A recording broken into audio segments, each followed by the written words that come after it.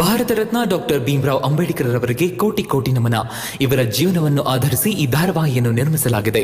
ರಾಷ್ಟ್ರಕ್ಕೆ, ರಾಷ್ಟ್ರದ ಜನರಿಗೆ ಅಂಬೇಡ್ಕರರ ಕೊಡುಗೆ ಅಪಾರ. ಹಲವಾರು ಅಧಿಕೃತ ಪುಸ್ತಕಗಳನ್ನು ಆಧರಿಸಿ ಈ ಕಥೆಯನ್ನು ತಮ್ಮ ಮುಂದೆ ಇಡಲಾಗಿದೆ. ಈ ಧಾರಾವಾಹಿಯನ್ನು ವಾಹಿನಿಯು ನಿಷ್ಠೆಯಿಂದ ನಿರ್ಮಿಸಿದ್ದು, ಬಾಬಾ ಸಾಹೇಬರ ಜೀವನ ಮತ್ತು ಸವೆಸಿದ ಹಾದಿ ಪ್ರತಿಯೊಬ್ಬರಿಗೂ ಸ್ಫೂರ್ತಿ ನೀಡುತ್ತದೆ ಎಂಬುದನ್ನು ವಾಹಿನಿಯು ಬಲವಾಗಿ ನಂಬಿದೆ.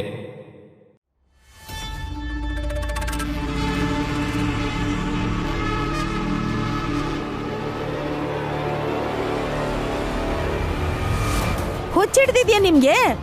ಏನ್ ಮಾಡ್ತಾ ಇದ್ದೀರಾ ನೀವು? ಅಕ್ಕ, ಜೀಜಾಬಾಯಿ, ನೀನ್ ರಮನ್ ಸೀರೆಗೆ ಏನ್ ಮಾಡ್ದ್ಯೋ? ನಾನು ನಿನ್ ಸೀರೆಗೆ ಅದನ್ನೇ ಮಾಡ್ತಿದ್ದೀನಿ. ನೀವ್ ನೋಡಿದ್ರಾ ನಾನ್ ರಮನ್ ಸೀರೆನ ಹೀಗ್ ಮಾಡಿದ್ದನ್ನ? ಸಾಕು, ಮಿತಿ ಮೀರ್ತಾ ಇದೆ ನಿನ್ ನಾಟಕಗಳು. ಸಾಕಷ್ಟು ಸುಳ್ಳು ಹೇಳ್ತಾ ಇದೀಯ ನೀನು. ನನ್ನೊಬ್ಳಿಗ್ ಮಾತ್ರ ಅಲ್ಲ, ಇಡೀ ಒಟಾರ್ದವ್ರಿಗೆ ಗೊತ್ತು ನೀನ್ ಏನು ಅಂತ. ಅಸೂಯೆ ಮತ್ಸರ ತುಂಬಿಕೊಂಡಿರೋಳ್ ನೀನು.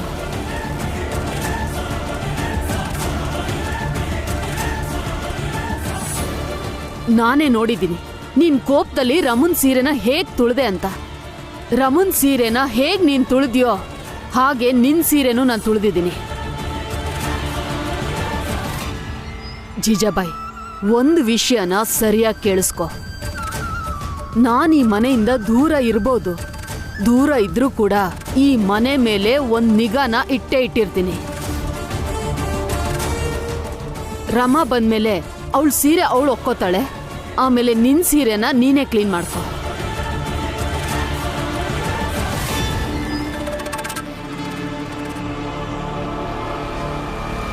ಇಲ್ಲೋ ಬಾ ನನ್ ಜೊತೆ.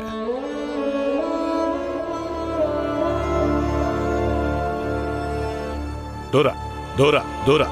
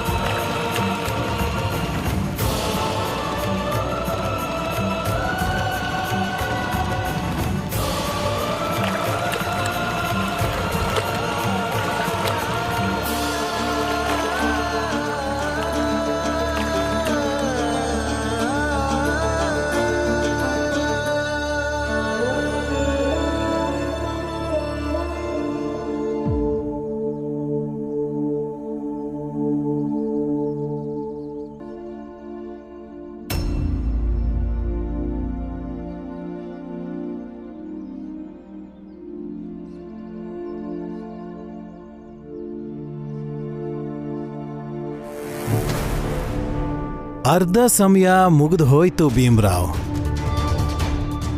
ನಿನ್ನ ಪರೀಕ್ಷೆ ಕತೆ ಇಲ್ಲಿಗೆ ಮುಗೀತು.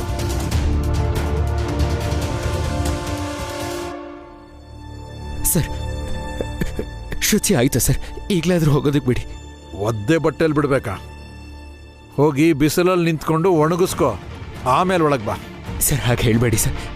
ಸರ್, ಆಗಲಿ ತುಂಬ ಸಮಯ ಆಗಿದೆ. ನಾನು ಈಗ ಒಳಗೆ ಹೋಗ್ಲಿಲ್ಲ ಅಂದರೆ ಪೂರ್ತಿ ಪೇಪರ್ ಬರೆಯೋದಕ್ಕಾಗಲ್ಲ. ಪರೀಕ್ಷೆ ಪೂರ್ತಿ ಆಗದೆ ಅಂಕ ಕಡಿಮೆ ಬರುತ್ತೆ ಸರ್. ನನಗೆ ದಯವಿಟ್ಟು ನನ್ನ ಬಿಡಿ. ನೀನು ಫೇಲ್ ಆದರೂ ಚಿಂತೆ ಇಲ್ಲ.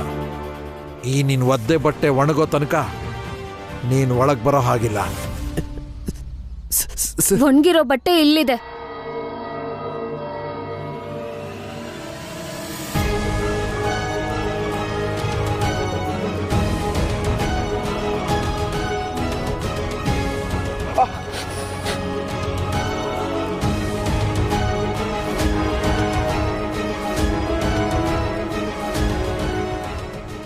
ನೀವು ಹೋಗಿ ಪರೀಕ್ಷೆ ಬರೀರಿ.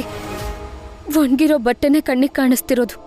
ಹೇಗಿದ್ರು ಇವ್ರಿಗೇನ್ ವ್ಯತ್ಯಾಸ ಆಗುತ್ತೆ? ಒಳಗೆ ಎಂತ ಬಟ್ಟೆ ಹಾಕಿದ್ರೇನು?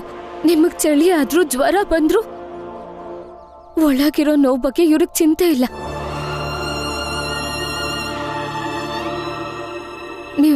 ನೀವು ಹೋಗಿ ಪರೀಕ್ಷೆಗೆ.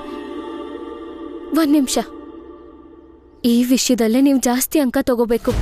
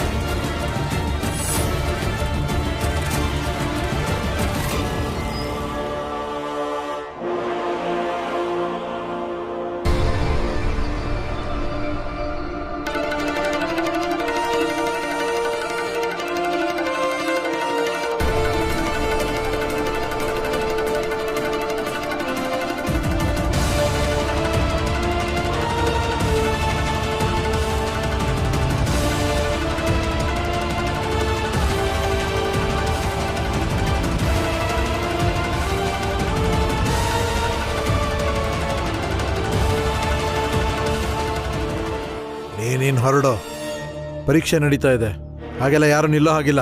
ಹಾ, ನಾನು ಹೋಗ್ತೀನಿ. ಸರ್, ಇವ್ರನ್ನ ಸರಿಯಾಗಿ ನೋಡ್ಕೊಳ್ಳಿ. ಏನು ಸರಿಯಾಗಿ ನೋಡೋದು? ಅವನ ಯೋಗ್ಯತೆ ನೆಲದ ಮೇಲೆ ಕೂತ್ಕೊಂಡು ಬರೆಯೋದು, ಅದಕ್ಕೆ ನೆಲದ ಮೇಲೆ ಕೂತ್ಕೊಂಡೇ ಬರೀತಿದ್ದಾನೆ. ಸರ್, ನೀವು ಪ್ರಿನ್ಸಿಪಲ್ಲು.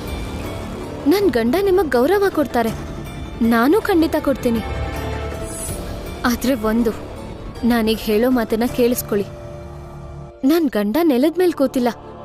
ನಿಮ್ಮ ಆಲೋಚನೆ, ನಿಮ್ಮ ನೈತಿಕತೆ ಎಲ್ಲ ನೆಲದ ಮೇಲೆ ಬಿದ್ದಿದೆ.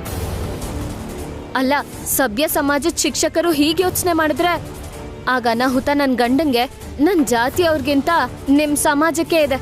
ಇವಳನ್ನ ಕತ್ತಿಡಿದು ನೂಕ್ರ ಹೊರಗೆ. ಸರ್, ನೀವು ಹೆಣ್ಮಕ್ಳ ಹತ್ರ ಈ ರೀತಿ ಎಲ್ಲ ಮಾತಾಡಬಾರ್ದು. ಹೆಣ್ಣಿಗೆ ಅವಮಾನ ಆಗೋದನ್ನು ನಾನು ನೋಡಿಕೊಂಡು ಸುಮ್ಮನೆ ಇರಲ್ಲ.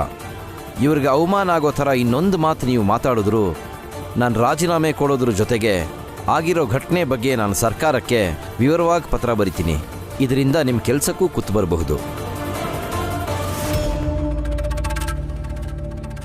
ನಾನು ನೋಡ್ತೀನಿ ಈ ಭೀಮ್ರಾವ್ ಅದು ಹೇಗೆ ಈ ಪರೀಕ್ಷೆನ ಪೂರ್ಣ ಮಾಡ್ತಾನೆ ಅಂತ. ಅದು ಹೇಗೆ ಪಾಸ್ ಆಗ್ತಾನೆ ನೋಡೋಣ.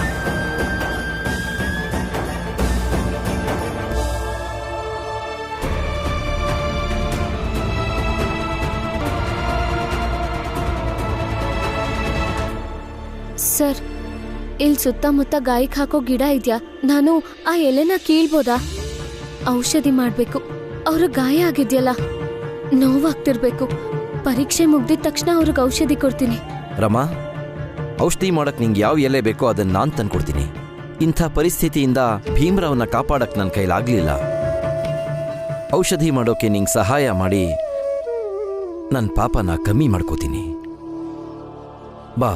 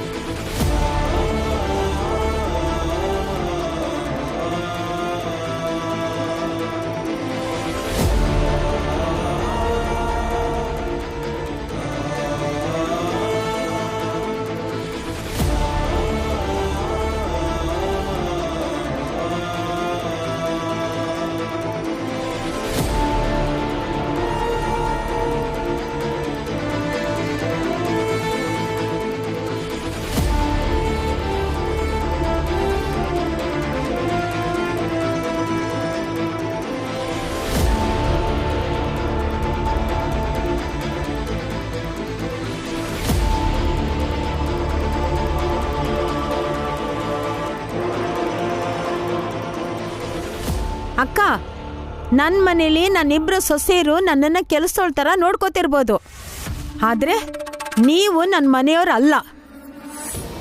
ಅದಕ್ಕೆ ನೀವೇ ನನ್ನ ಸೀರೆನ ಈಗಿಂದೀಗಲೇ ಒಗೆದು ಕೊಡಬೇಕು. ಯಾಕೆ? ನಾನು ಯಾಕೆ ಒಪ್ಕೊಡ್ಲಿ? ನೀನ್ ಮಾಡಿದ್ದನ್ನೇ ನಾನು ಮಾಡಿದ್ದೀನಿ. ನೀನ್ ಮಾಡಿದ ಕೆಲ್ಸಕ್ಕೆ ಇದೇ ಶಿಕ್ಷೆ. ಏನು? ಸಾಕ್ ಮಾಡಿ ಜಗಳನ.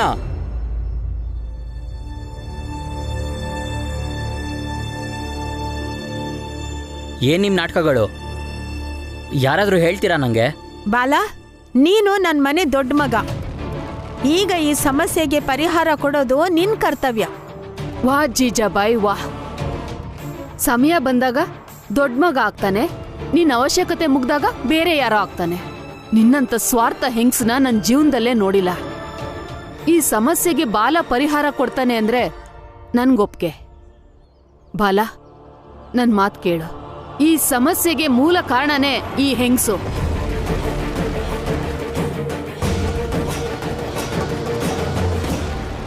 ಏನಾಯ್ತು ಅಂತ ಸರಿಯಾಗಿ ಹೇಳಿ ನನಗೆ. ನಾನು ಹೇಳ್ತೀನಿ. ಹಾ ಹೇಳಪ್ಪ, ನಿನ್ಗಂತೂ ಬೇರೆಯವ್ರ ಮನೆ ವಿಷಯ ತುಂಬಾ ಚೆನ್ನಾಗಿ ಗೊತ್ತಿರುತ್ತಲ್ವಾ? ಹಾ ಹೇಳು. ಹಾಗಾದ್ರೆ ನೀನೇ ಹೇಳ್ಬಾ. ನಾನು ಯಾಕೆ ಹೇಳಿ ಪಾಪ ಸುತ್ಕೊಳ್ಳಿ? ಹಾಗಾದ್ರೆ ನಿಮ್ ಪಾಡ್ಗೆ ನೀವಿರಿ. ಅದೇನಾಯ್ತು ಅಂದ್ರೆ,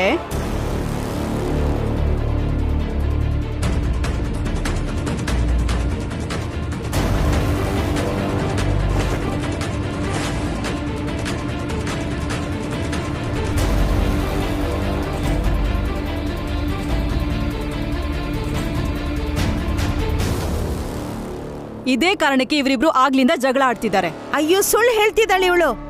ನಾನು ಹಾಗೆಲ್ಲ ಮಾಡೇ ಇಲ್ಲ. ಇವರೆಲ್ಲ ಸೇರ್ಕೊಂಡು ನನ್ನ ಮೇಲೆ ಕತ್ತಿ ಮಸೀತಿದ್ದಾರೆ. ಅಮ್ಮ, ನಂಗೆ ಯಾರು ಏನು ಮಾಡ್ತಾರೆ ಅಂತನೂ ಗೊತ್ತು, ಏನು ಮಾಡಬಲ್ರು ಅಂತನೂ ಗೊತ್ತು. ಇನ್ನು ಮಾತು ಮುಂದುವರ್ಸೋದು ಬೇಡ. ದಯವಿಟ್ಟು ಜಗಳ ಆಡಬೇಡಿ. ಈ ನಿಮ್ಮೆಲ್ಲ ಸೀರೆಗಳನ್ನ ನಾನೇ ಒಕ್ಕೊಡ್ತೀನಿ ಬಿಡಿ.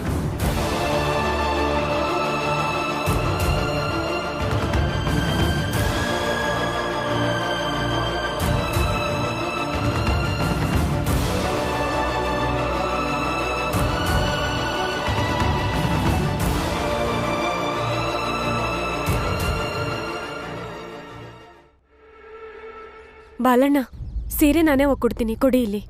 ಲಕ್ಷ್ಮಿ, ನೀನು, ಆನಂದ, ಅತ್ತೆ, ಭೀಮಾ, ರಮಾ ಎಲ್ಲರೂ ಈ ಮನೆಗೋಸ್ಕರ ಏನೆಲ್ಲ ಮಾಡಿಲ್ಲ. ನನಗೂ ಜವಾಬ್ದಾರಿ ತಗೊಳಕ್ ಬಿಡಿ.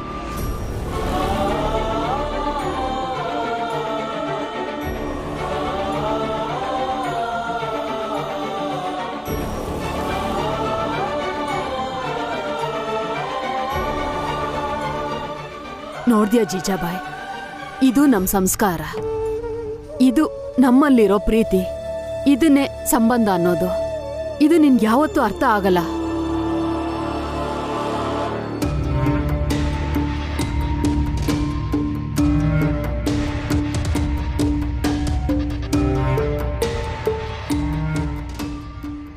ನೋಡು ಅವನು ಹೇಗ್ ಬರಿತಾ ಇದ್ದಾನೆ ಅಂತ. ಬೇಗ ಬರಿ. ನಿನ್ನೆ ಹೇಳ್ಕೊಟ್ಟಿದ್ ನೆನ್ಪಿದ್ದ ತಾನೆ? ಆರಾಮಾಗಿ ಬೇಗ ಬರಿ, ಗೊತ್ತಾಯ್ತಾ?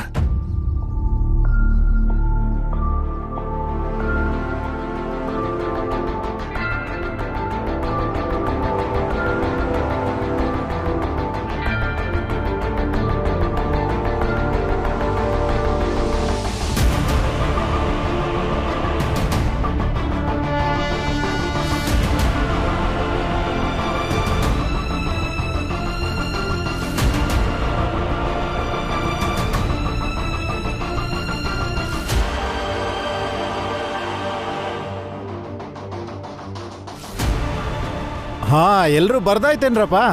ಹಾ, ಆಯ್ತು.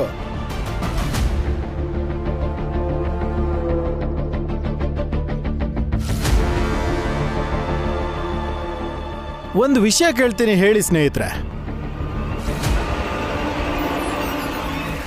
ಬನ್ನಿ. ಈ ಕ್ಲಾಸಲ್ಲಿರೋ ಪ್ರತಿ ವಿದ್ಯಾರ್ಥಿನೂ ಈಗ ಪರೀಕ್ಷೆ ಬರ್ದಾಗಿದೆ. ಆದ್ರೆ ನಮ್ಮ ಮುಂದೆನೆ ಈಗ ಒಬ್ಬ ಕೆಳವರ್ಗದವನು ಉತ್ತರ ಬರೀತಿದ್ರೆ ಬರೆಯಕ್ ಬಿಡ್ಬೇಕಾ? ಇಲ್ಲ. ಹಾಗಾದ್ರೆ ಎಲ್ರೂ ಕಿರ್ಚಿ, ಜೋರಾಗಿ ಕಿರ್ಚಿ, ಇನ್ನೂ ಜೋರಾಗಿ, ಇನ್ನೂ ಜೋರಾಗಿ.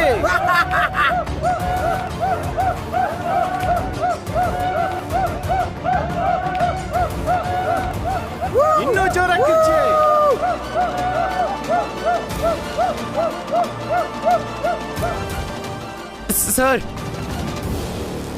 ಸರಿ, ಅವ್ರಿಗೆ ಸ್ವಲ್ಪ ಬುದ್ಧಿ ಹೇಳಿ. ನನಗಿಲ್ಲಿ ಪರೀಕ್ಷೆ ಬರೆಯಕ್ಕಾಗ್ತಿಲ್ಲ. ಅವ್ರಿಗೆ ನಾನೇನಪ್ಪ ಹೇಳಲಿ? ಮತ್ತೆ ನಿನ್ ಒಳ್ಳೇದಕ್ಕೆ ಹೇಳೋದಾದ್ರೆ ಎಲ್ರಿಗಿಂತ ಮೊದಲು ನೀನೇ ಅರ್ಥ ಮಾಡ್ಕೋ. ಆಗ ಬೇರೆಯವ್ರಿಗೆ ಅರ್ಥ ಮಾಡಿಸೋ ಅವಶ್ಯಕತೆನೂ ಇರಲ್ಲ. ನಿನ್ನ ಪೇಪರ್ನ ನನಗೆ ಕೊಟ್ಬಿಡು. ಮೊದಲೇ ಭೀಮಾ ಮೈಮೇಲೆ ಲೇಟ್ ಮಾಡಿಕೊಂಡು ತುಂಬಾ ನೋವಲ್ಲಿದ್ದಾನೆ. ಅದ್ರ ಮೇಲೆ ಇವ್ರು ಬೇರೆ ಇಷ್ಟೊಂದು ಗಲಾಟೆ ಮಾಡ್ತಿದ್ದಾರೆ. ಹೇಗೆ ಬರೀತಾನೆ ಭೀಮಾ? ನಾನು ಹೇಳ್ತೀನಿ ಇವ್ರಿಗೆ. ಬೇಡ ಸರ್, ಗಲಾಟೆ ಮಾಡ್ಲಿ ಬಿಡಿ. ನನ್ನ ಗಂಡ ಇದಕ್ಕೂ ಒಂದು ಪರಿಹಾರ ಹುಡುಕೋತಾರೆ. ನಾನು ಶಾಂತವಾಗಿರಕ್ಕಾಗಲ್ಲ. ಎಷ್ಟು ತಲೆನೋವಿದೆ. ಒಂದ್ ಕಡೆ ಕೆಲಸ ಸಿಗ್ತಿಲ್ಲ, ಅದ್ರ ಮೇಲೆ ಅತ್ತೆ ಬೇರೆ ಹೀಗೆ ಕಾರಣ ಇಲ್ಲದೆ ಬೈತಾರೆ. ಹಾಗೆ ನಿಮ್ ಓದಿಗೂ ಎಷ್ಟು ಕಷ್ಟ ಆಗ್ತಿದೆ. ಹೇಗ್ ಶಾಂತವಾಗಿರ್ಲಿ? ಸಾಕಾಗೋಗಿದೆ ನನ್ಗೆ. ನೋಡು, ಸಮಾಧಾನ ಮಾಡ್ಕೋ. ಪರಿಸ್ಥಿತಿ ಅದೆಂಥದ್ದೇ ಆಗಿರ್ಲಿ, ಇವೆಲ್ಲ ಗಲಾಟೆ ಇದ್ದ ಹಾಗೆ. ಗಲಾಟೆಯಿಂದ ನಮ್ಮನ್ನ ನಾವು ಕಾಪಾಡ್ಕೊಳ್ಳೋದಕ್ಕೆ ಒಂದೇ ದಾರಿ. ಅದೇನಂದ್ರೆ ಸುತ್ತಮುತ್ತ ಇರೋ ಜನ ಗಲಾಟೆ ಮಾಡ್ತಿದ್ರೆ ಹೇಗ್ ಸುಮ್ನೆ ಇರೋದು? ಕೇಂದ್ರೀಕರಿಸೋದು. ನಮ್ಮ ಗುರಿ ಮೇಲೆ ನಾವು ಕೇಂದ್ರೀಕರಿಸಿದ್ರೆ ಎಲ್ಲ ಗಲಾಟೆಯಿಂದನೂ ದೂರ ಇರ್ಬೋದು. ಎಲ್ಲ ಗಲಾಟೆನೂ ಶಾಂತವಾಗುತ್ತೆ. ಮನಸ್ಸು ವಿಚಲಿತ ಆದಾಗ ಕೇಂದ್ರೀಕರಿಸ್ಬೇಕು. ನಾನು, ನೀನು, ಪ್ರತಿಯೊಬ್ರು. ಬರೀತಾರೆ ಸರ್. ದೊಡ್ಡ ಯೋಧ ಅವರು. ಎಲ್ಲ ಸಮಸ್ಯೆಗೂ ಪರಿಹಾರ ಹುಡುಕ್ತಾರೆ. ಎಲ್ಲ ನೋವು ಸಹಿಸ್ಕೋತಾರೆ. ಕಷ್ಟದ ಪರಿಸ್ಥಿತಿಯಿಂದ ಹೊರಗೆ ಬರ್ತಾರೆ. ಬರೀತಾರೆ ಬಿಡಿ. ಇನ್ನೂ ಜೋರಾಗಿ,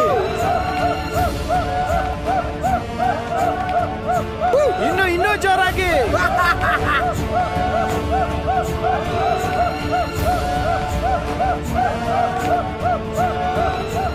ಇನ್ನೂ ಜೋರಾಗಿ ಕಿಚ್ಚಿ.